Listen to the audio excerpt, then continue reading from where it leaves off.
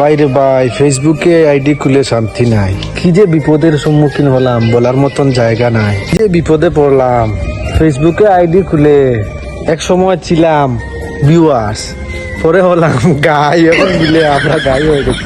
ভালো কথা, ফেসবুকে আইডিতে পয়সা ইনকাম করার একটা সুযোগ দিয়েছে, আপনারা পয়সা কামান। তাই বলে আমাদেরকে যে ইরিটেট করবেন তা না তো। কি আরো শুরু হইলো? সকালে আপনি ঘুম থেকে উঠছেন। ভারতবর্ষের কে এমন আছে যে ঘুম থেকে সকালে উঠে না? হয়তো 8টায় উঠবে, 9টায় উঠবে, 10টায় উঠবে। যখন মানুষ ঘুমাবে তো ঘুম থেকেই তো উঠবে। ঘুম থেকে উঠছি, উঠে উন্দালো গেছি, গ্যাস আলি লইছি, দাঁত ব্রাশ করছি, কুল্লি করছি, ওটাও আবার হইবার কথা নেই। তারপরে দিঘিত গেছি, লামিছি, ডুব দিছি, মাথার ফানে দিছি, সাবান দিয়ে শরীর মোটাইছি। ওইগুলো একটা কথা হইলো?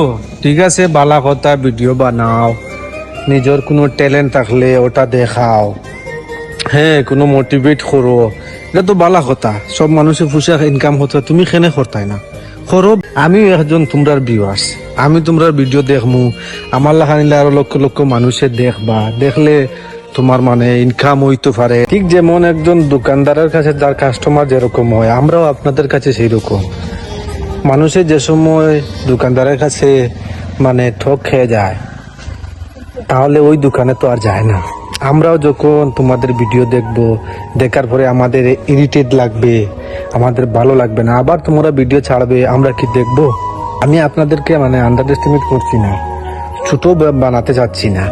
এটা বড় ভাই হিসাবে বা আপনাদের ফ্রেন্ড হিসাবেও বলা, ফেসবুক ফ্রেন্ড হিসাবেও বলা, একটা আইডিয়া দিচ্ছি যে ভিডিও বানাও, ওইগুলা ভিডিও বানাও যাতে দেখার পর বারবার দেখার ইচ্ছা হয়। যখন তোমার ভিডিও দেখে আমার ভালো লাগবে, আমি বারবার দেখবো। আর একবার যদি তোমার ভিডিওগুলো আমার খারাপ লেগে যায়, আমি দেখবো না। আমি কেন, কেউ দেখবে না।